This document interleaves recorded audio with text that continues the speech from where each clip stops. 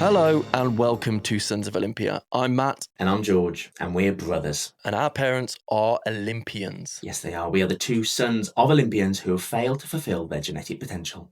And like all underachieving children, we've decided to start a podcast. We may not have lived up to our Olympic genes, but we both love the Olympics. So we're going to be talking about the greatest show on earth, as well as the big sporting stories of our time. With a blob of brilliant brotherly banter on top. Superb. This is episode 3. Episode 3, our first ever virtual podcast recording. Where are you? Podding in from, Matthew. Oh, thank you, George. I'm podding in here out in the field. I'm up in Sheffield. There's a bit of a north-south divide going on. And where are you podding from, George? Love the energy. I'm still at Mum and Dad's in the New Forest, so... Never leave. Yes. At this rate, I'm never going to. I would never leave. No. So what's new with you? What's the most athletic thing you've done this week? Oh, I'm glad you asked, George. I have to be athletic because I've signed up to a half marathon in March, Sheffield half marathon. Very hilly. It's literally an up and down. Yeah. So, yeah, most athletic thing I did. I've been following my runner plan, not a sponsor yet. And runner told me to do hill reps on Monday. So nasty. 10 times hill reps, which is not something I would normally do on a run. No. And I wouldn't really recommend it either, but that was disgusting. But I would say athletic for sure. For sure. Yeah, I like drinks. Nice. Yeah, but what about you? What's happening down in the south? Well, I'm also following a runner plan, but as I mentioned in a previous episode, I'm doing the London Marathon in April. You always have to just a bit longer to prepare. Outdo me.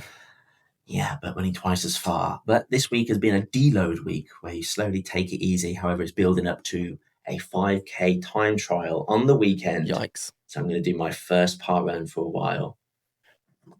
Give it everything I got. I'm actually nervous about that. Yeah, 5K is a disgusting distance, actually. Yeah. Are you in PB form, would you say? I don't know. My heart rate variability is off the scale at the moment, still recovering from Christmas. But I've been running a lot, doing about 6 weeks now, solid training. So who knows? Hopefully that deload helps. Yeah. We shall see. I'll report back. Yeah. Well, what's the least athletic? Have you done anything unathletic this week? Well, the rest of the week, I would say. Unathletic. Traitors, slobbing in front of the TV, watching Traitors. Here we go. How could you not watch Traitors? But this is not a podcast about Traitors, although we could easily probably do one. Yeah. Say it for the Patreon or something. Yeah. We can get I think Gaz's thoughts on that, maybe. Oh, they're getting into it. They're getting into it for sure. They love it. Okay, should we get into the meat and the bones of this week's episode? Let's do just that. So we're going to be talking today about the Winter Olympics that's coming up. Matt, can you tell us any more about the Winter Games? I can tell you plenty, but I mean, to start with, thoughts, George? Do you like the winter? I mean, this was a podcast about the summer games. You know, the summer games runs in our blood. It's our genes. It's who we are. You know, defines us. But this is new territory. So thoughts on the Winter Olympics from your side? You know what? Like you said, we would always watch it growing up with Mum and Dad, like the summer Olympics, and it was definitely a thing, and we'd always be very excited about it. Whereas the winter, I don't ever really remember ever watching it, not as like a family, not sat down and watching it. So for some reason, I don't get that excited about it, to be honest. I don't know why. Maybe that's because I've never really done any of the sports involved in it.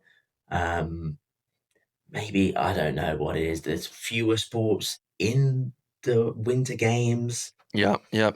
Fair. We live in England, you know, there's not loads of snow. Maybe if we grew up in France or Canada or one of these wintry places with some mountains, who knows? But yeah, it's it's no summer games. So that's all I'll say. What do you think? Yeah, How yeah, do you yeah. feel about it? Well, you know, the summer games is the best for sure.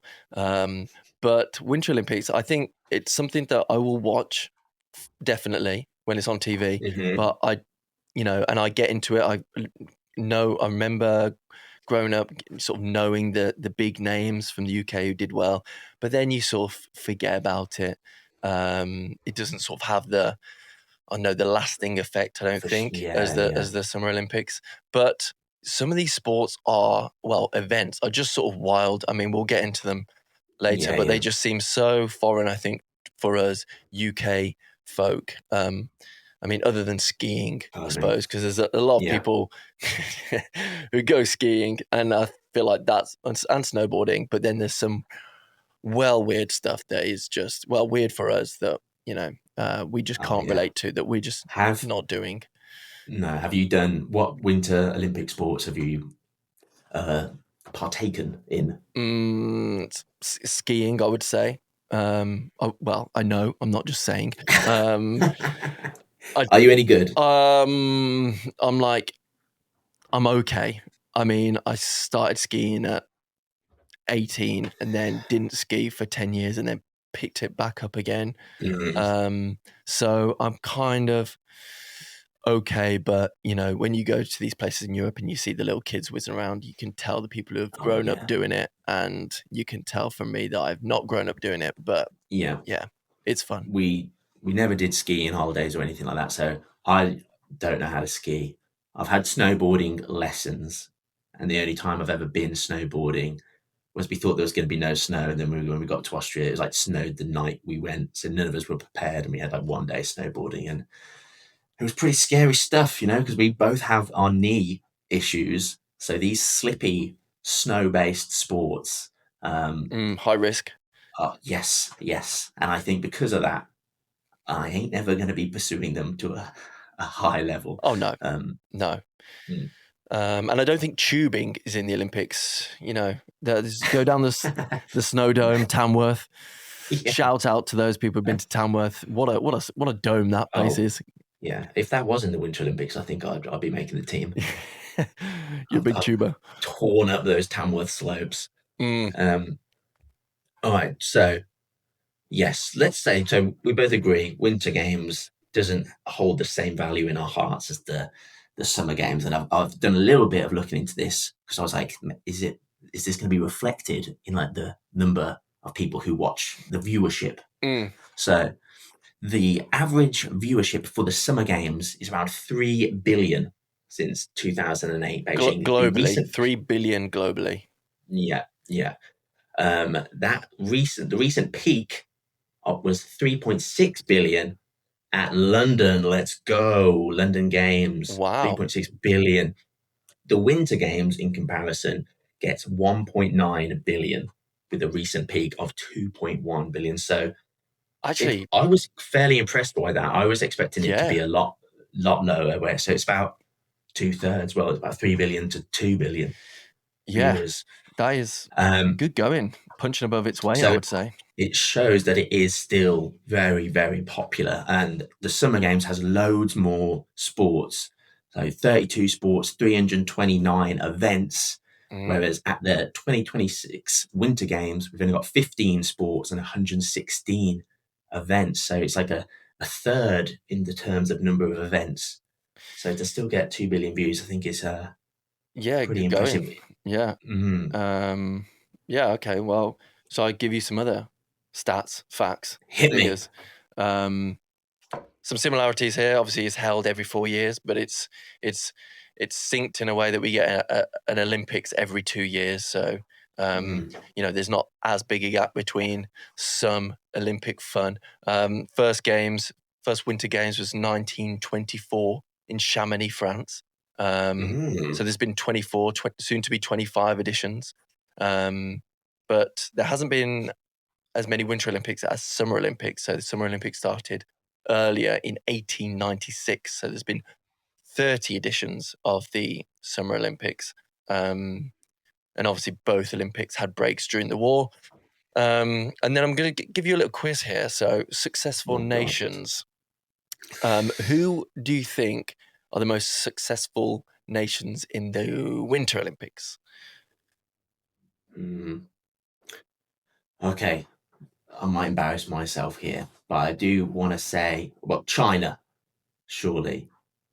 Huge population. They do have mountains, and I presume snow. You've not embarrassed yourself, but they are not in the top 5, actually. Really? They are a more modern force. Yeah. Let's go America. Number 2. Oh. And I guess I'm going to say France. No. No. Nowhere near. They're not in the top 5. Russia, I'll give you that. Soviet Union are number 4. Soviet Union includes Russia. Canada. Yes, they are 5th. 5th? Who's number 1? Russia. I've said them. Italy? No. Who? I don't. It's not going to be us because I've looked up how many medals we get. But let's say Team GB. No. Do you want me to put you out your pain here? Let me have one more. Think of where the snow is. Japan. No, they have snow. They do have snow. Antarctica.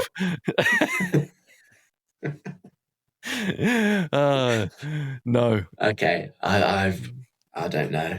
It's Norway, and comfortably Norway, actually. At number 1. At number 1, US number 2. You haven't got number 3 yet. Do you want me to tell you number 3? Sweden. No, good guess though, but no. Finland. No. I don't know. The answer is Germany. Norway, US, Germany, Soviet Union, Canada. Yeah. Wow. Oh, that's crazy because Norway, I don't know what their population is. They must be punching above their weight there, Norway. Fair play to them. Yeah, but some of these events are, national sports for Norway. A lot of the sports originated in Norway. So, it's kind of, when you think about it, it does make sense. But compared to the Summer Olympics, give me some top names here. Who do you think are the best nations in the Summer Olympics? In the Summer Olympics, China. China 3rd all time. This is all Summer Games combined. Yes.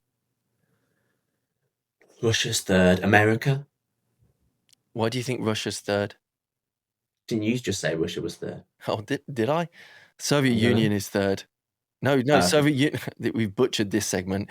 So China is 3rd. That's what I said. China is 3rd.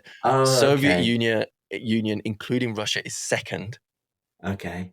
America number 1. Yeah. I'm just going to tell you the other was Team GB. Great Britain is number 4, then Germany.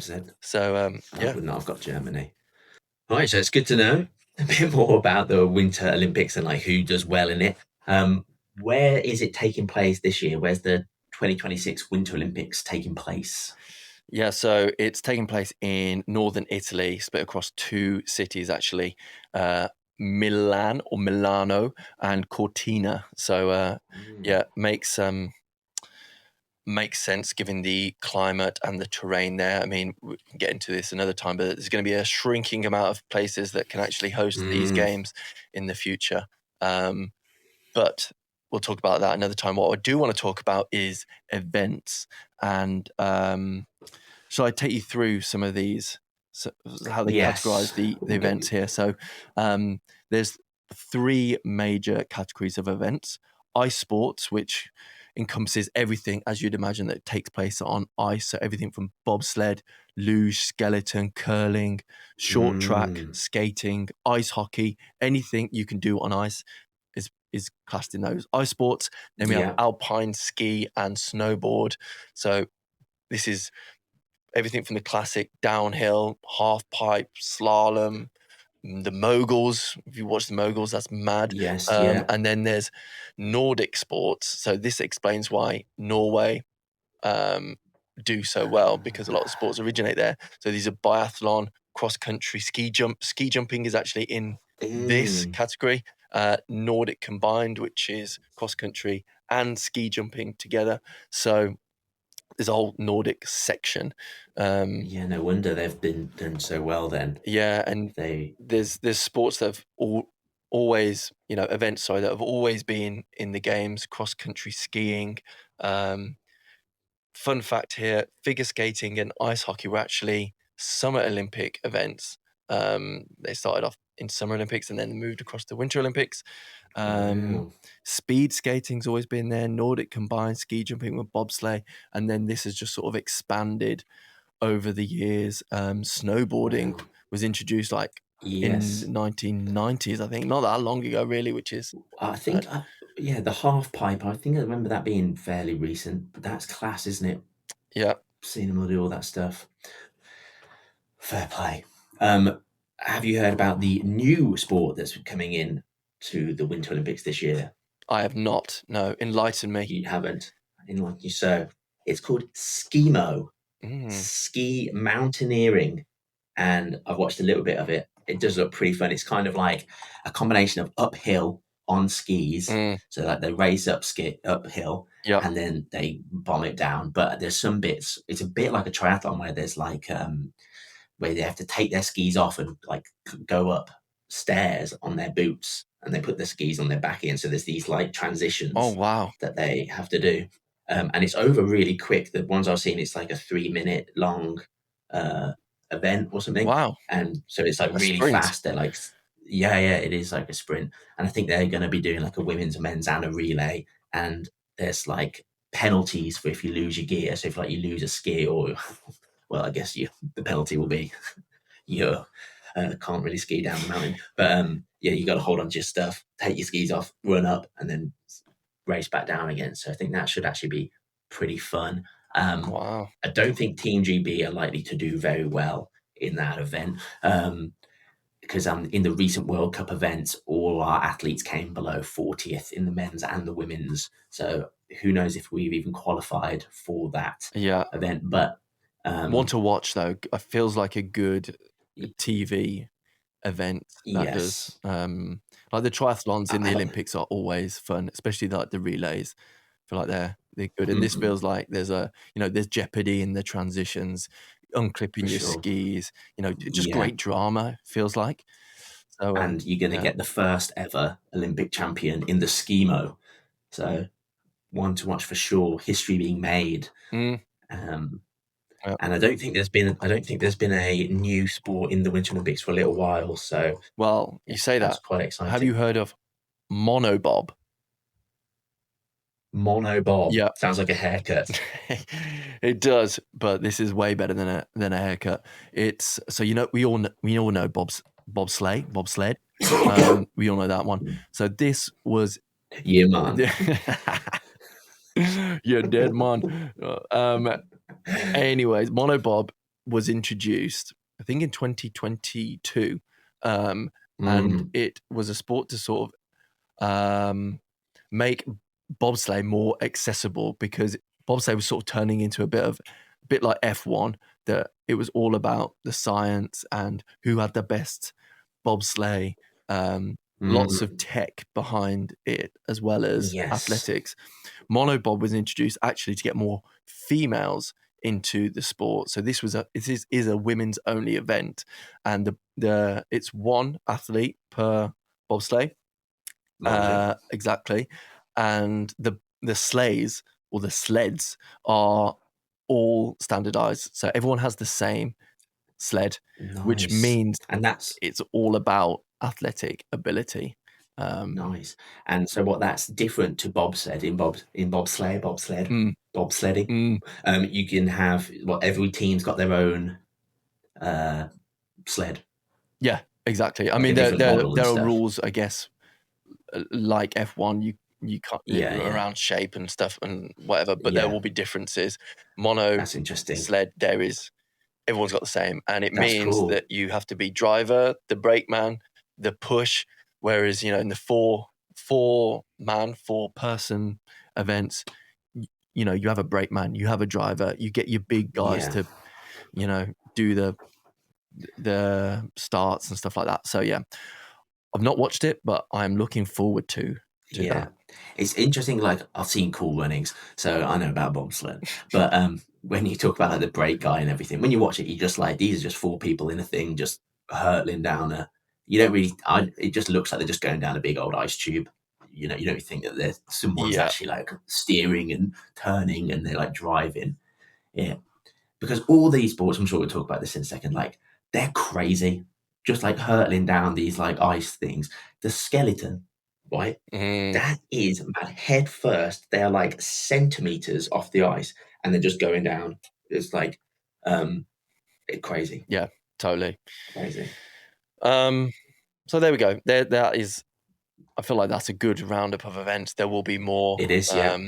Some of the slow ones out there, you know, your curlings, which we're weirdly good at. But anyway, we'll get into that. I think I would be interested to know. We have a little discussion about this. We discussed in previous episodes which summer sport we think our genetics would line up well with, but we haven't thought about the Winter Olympics. And we were talking about, you know, are we genetically gifted at some of this Summer Olympic nonsense? But we are absolutely not genetically gifted or have a competitive advantage in Winter Olympics, or do we? So do you think, which sport do you think I would line up the best with, given my attributes? Yes. Well, I was thinking about this, and I know that you've mentioned earlier that you have done skiing before, so I was sort of going into skiing because I sort of have this memory of you going on a school skiing trip and you got some sort of award or something like fastest improver at skiing. Am I wrong here? You're not wrong, but I was also starting from zero. So yes, I appreciate that, but I'm sure there would have been other people on the trip starting from zero.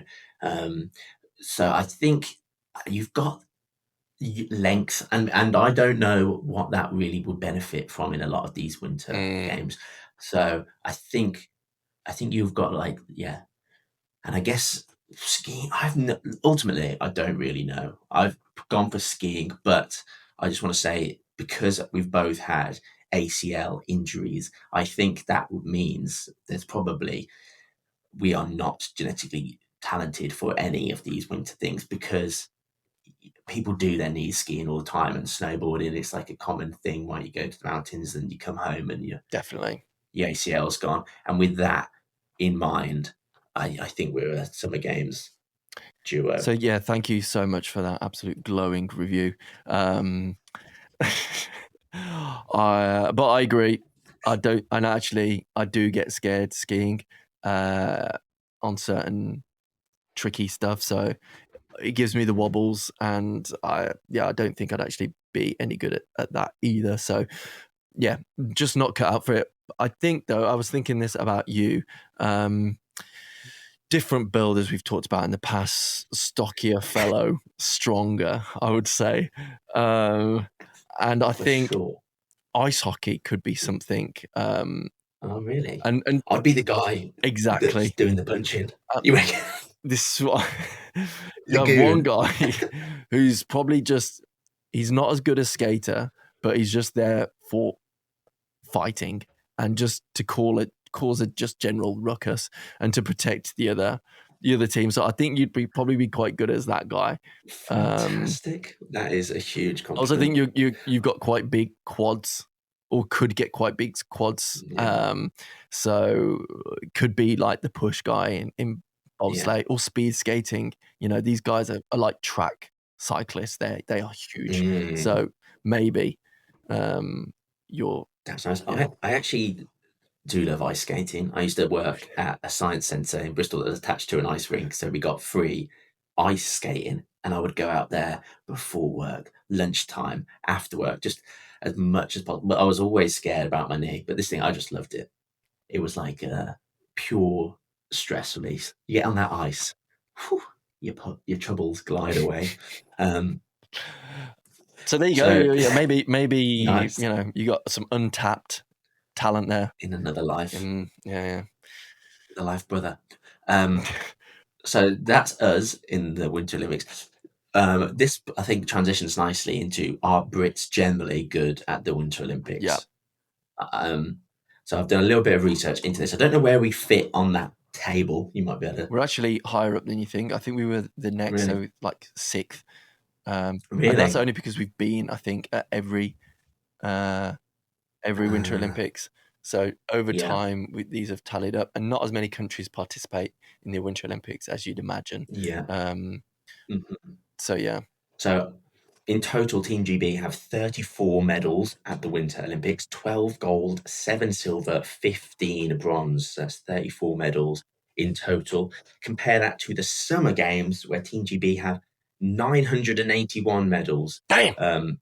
So big difference. And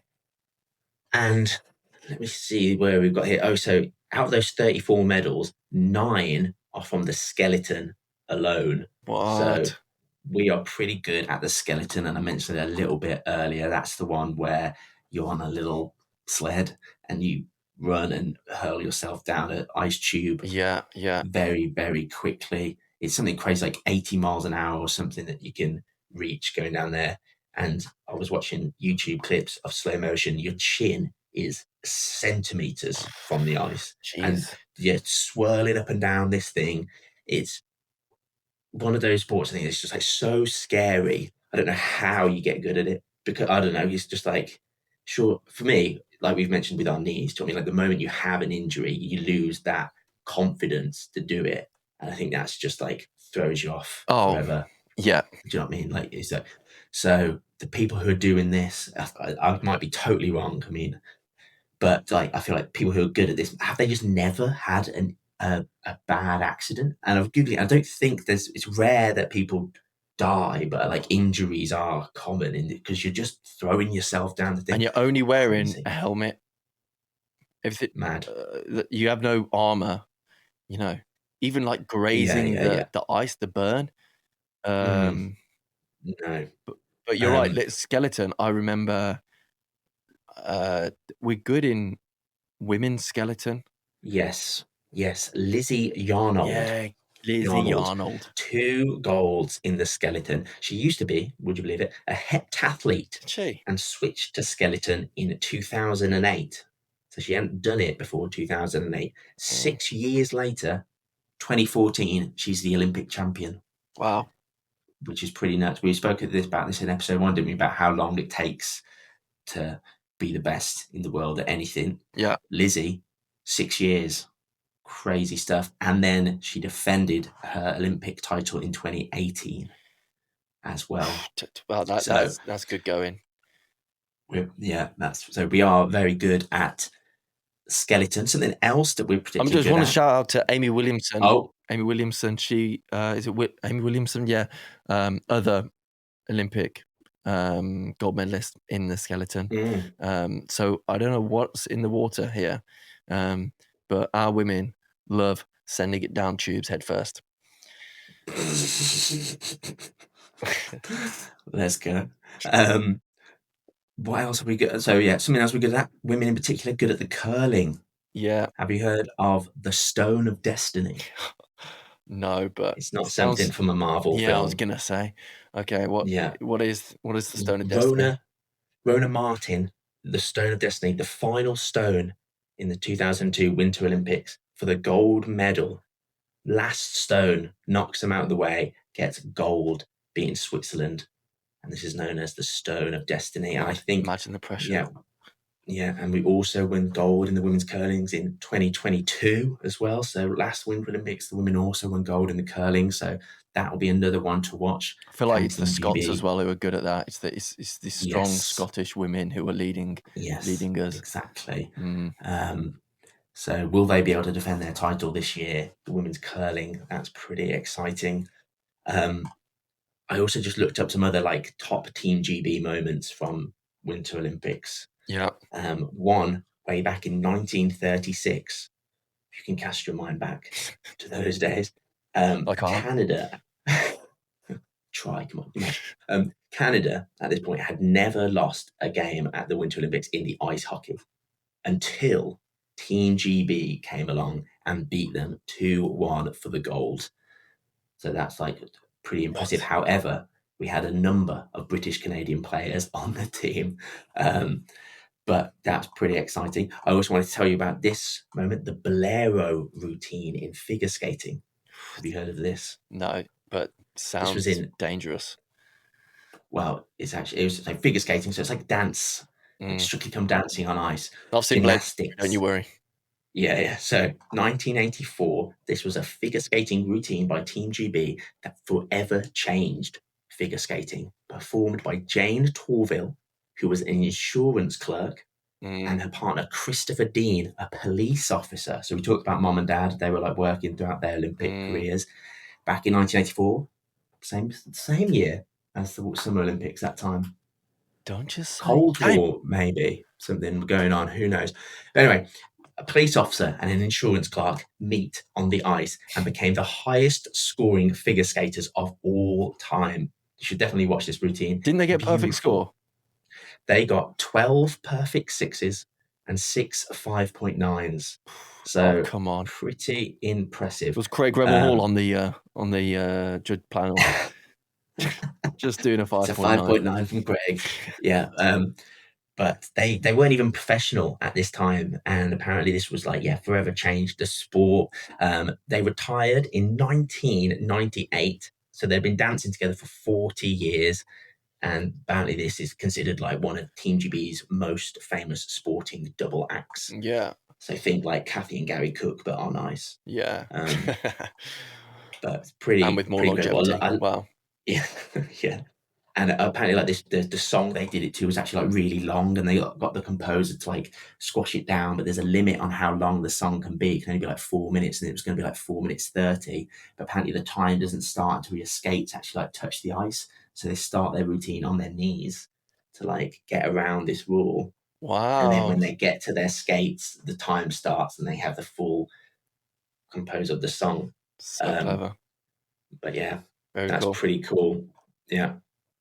You got any other moments to share? Well, I do have moments, but when you were talking about these crossover athletes, Lizzie Arnold coming from a different sporting background into skeleton, that is not that unusual for us Brits. There are a number of sprinters who have crossed over from summer sports to winter, and one in particular caught my eye here. Montel Douglas. Ring a bell? No. Well, she should, because she broke our mother's 100-meter British record. Montel. Yeah, God damn it, Montel. That has since been broken, but Montel did break that record of 20 odd years. And I think it was the first of Mum's British records to go. Anyway, so she transitioned from the track to the bobsleigh. No way. Yeah, and she broke Mum's record in 2008 on the track and went to the 2022 Beijing Olympics. Look at that for a gap. Wow. In bobsleigh. But there's other... And did well? Did she do... I don't think she did particularly well, but I mean, she went to an Olympics, still good enough to be there. So true. And then there's other... Damn it, Montel. God damn it, Montel. Nice name, though, Montel Douglas. I feel like... you don't get many Montels. No. And then we got a couple of men's sprinters. Jason Dasawalu, second fastest Brit over 100 meters, actually. 2-time Summer Olympian, and then didn't manage to get to an Olympics, but did go to a World Cup. Craig Pickering, another sprinter, went to Summer Olympics and then went to Sochi in 2014. So, and what sports are they doing? These are both bobsleigh. It feels like a path. Yes. Yeah. Because the first bit of bobsleigh is they're sprinting. Exactly. Yeah. Running as fast as you can before you jump in your metal can. Exactly. And hurl down the ice. So there's a pathway there for sure. There is a pathway. A slippy, icy pathway. Exactly. But then I think, there are lots of amazing Winter Olympic stories that have been well told of in the past. I'll list a couple here. I won't go into too much detail, but there's one that I have a memory of that is pretty spectacular. So we got Eddie the Eagle, obviously. Just watch that film to tell you everything you need to know. But a guy who had no right to be doing ski jumping ends up making his way to the Winter Olympics. Iconic. Very similar story actually in swimming, but we'll talk about that another time. There's the Miracle on Ice. Heard of that? There's a film about this as well. This is where the USA beat the USSR in ice hockey for the first time ever to end like a super dominant period for the USSR. What year would that have been? Oh, I don't know, man. Do you know? No, but damn. Yeah. But yeah. Whew. And then obviously the Jamaicans being the bobsleigh team. Watch Cool Runnings. It's funny, isn't it, how all of these turn into films. Every one of those has a film attached to them. But the one I wanted to talk about is a lady called Lindsay Jacobellis. Heard of her? No. But have you heard of snowboard cross? Snowboard cross is an amazing sport, an amazing event to watch. It's essentially a race of, I think you have 4 snowboarders, 4 or 5 set off. It's kind of like BMX, but for snowboard. So they all go off out the traps, do a route, and it's all like you're not in a lane. It's lots of bargy going on, few jumps, few burns. You know, like it's high action, intense stuff. Lindsay Jacobellis in 2006 was the hot favorite from the US to win. She won lots of World Cups. She was in the form of her life, got to the final. You watch this on YouTube. It's an incredible race. They set off. Lindsay gets into the lead.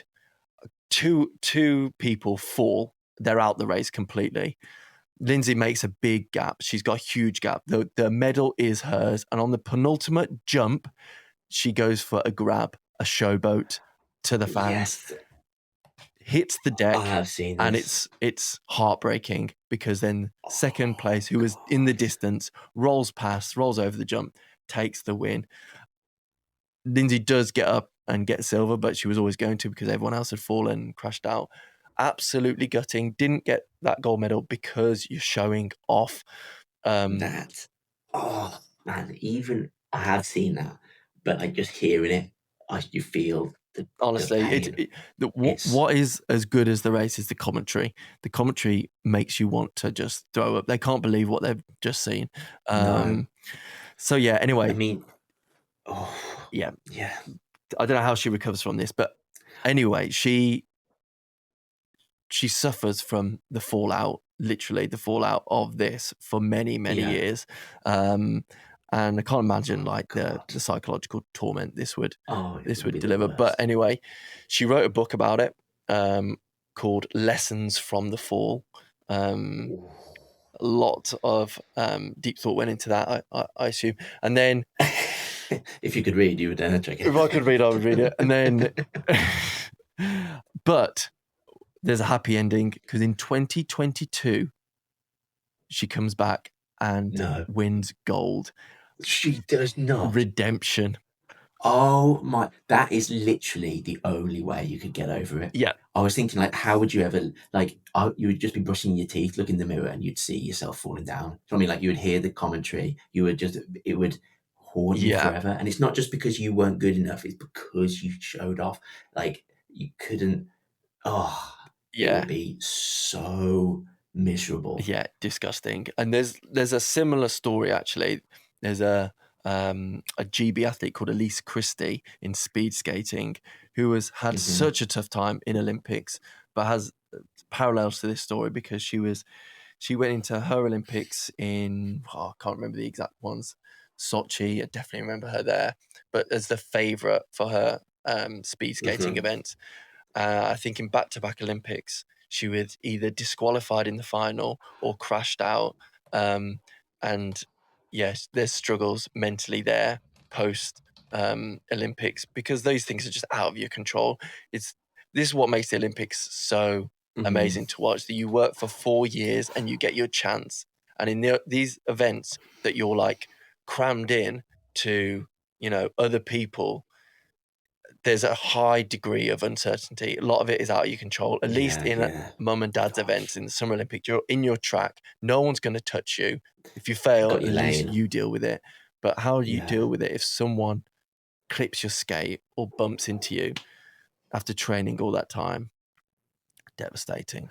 Yeah, I mean, there are sporting rivals, and then there'll be sporting like nemesis. Like you would hate someone, do you know what I mean, who knocked you down, and it meant that like you said, they're every 4 years. If you don't time it right, you might only get one Olympics. Yeah, you probably only do get one Olympics where you're at your peak, and if like to get knocked down by someone else, no fault of your own, you would be like, it's And I guess, like you said, that is what makes the Olympics, and I guess sports in general, so compelling. You can't script this. The producers can't tell you what to do. They can't write the storylines, but you still get these amazing stories. Yeah. And like falls and redemption and... What is going to come our way in this Winter Olympics? What is going to unveil and reveal itself? Anyway, so looking forward to it. Looking forward to a good couple weeks of winter sports. Before we wrap up, I've got a new little segment idea that I thought we could introduce to the podcast. Name ideas. I'm going for Podium Picks. That sounds good. Play the jingle. Podium Picks. So I'm going to give you 3 things, and you have to either say like gold, silver, or bronze. Like a ranking. Like a ranking, yeah. So the format is it's TBC. Do you know what I mean? Work in progress. We're figuring it out as we go. Let's see if it sticks. So I think there's one that's already online, which is like, which of these is harder? So you're going to give gold if it's hard, silver, then bronze. So it's get a perfect score in snooker, perfect 147. Is this correct? Yes, 147. Yes, 147. Perfect score. Yes. So 147, a hole in one golf, or perfect darts. Yeah. The 9 darts. So which of those is the hardest? This is the first Podium Picks. Yeah, I saw this going around online a while ago. For me, it's a 147 in snooker. The reasoning there is lots of shots you need to play perfect to get a 147, and it's not just the pot, it's where you put the white ball after. You need to think many, many steps ahead. Darts is very hard, but there's 9 perfect shots to take. And golf, I think the one shot you have to take is harder than any single shot in the other 2, but a fluke can make it, and it's a one and done situation. I think the odds of if I was to stand in and I had all 3 sports, it would take me the longest amount of time to get a 147, I think. So on that basis, gold 147, silver is darts, I think. And then bronze I'm putting golf. They're holding one. Yeah, that's, I guess, good reasoning. I would say that the hole in one should definitely be silver. As hard as, like, people don't get holes in ones. Hole ones. It's difficult to do. Interesting. So you might. That's your first Podium Picks. Okay. Yep. I'm going to give you one more. Oh, okay. This is more your own opinion sort of thing. So these are the options. Yep. Score a goal for England. In what Olympic sport? Gold. Football. Yeah. Your favourite. Yeah. Win Olympic gold in what did you say would be good? Ping pong. Okay. Or win the Tour de France. Man. Which one would you most like to do? Score goal for England. This all depends on the occasion. Is it a World Cup? Is it a friendly against No. It's a serious goal. It's gonna be but not like World Cup final. It's gonna like a World Cup an qualifier. An equaliser in a World Cup semi-final. At Wembley. That is number one. Really? Yeah. And then it was gold in ping pong, and what was the other one? Win the Tour de France. Oh my God. Tour de France would be epic, but it would be so hard. Such hard that's work. what I'm thinking. You still have to do it. I know. I know. And that'd be miserable. It would be miserable, I think. Whereas the others, it just play a game of ping pong. And I would love to go to Olympics, so I'm going to go gold, England. Oh, man, I'm sacrificing a gold medal here. But it's in ping pong, so I'm going football goal in a World Cup semi-final at Wembley. Then gold ping pong, and then winning the Tour de France. I think. Yeah, I've locked it in. Locked in. Yeah. Well, let us know, listeners. What would your podium picks be? Let us know. Well, send some podium picks in. We would love to hear some podium picks because I actually struggled to come up with that, so there might not be much longevity in this segment. Here you go. I'll do the next one. I'll give you some.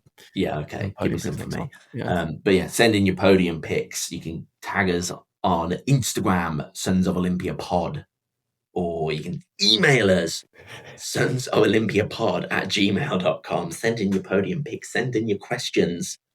We'd love to hear from you. Anything else to add before we finish our first ever virtual podcast? No, loved it, and look forward. Good luck with your 5K PB, and thank you. And I will continue to be athletic next week. Always. Yeah, always. Okay. Nice one, Matt. Goodbye, everyone. Thanks, everybody. See you later. Bye now. Ta-ra. Ta-ra.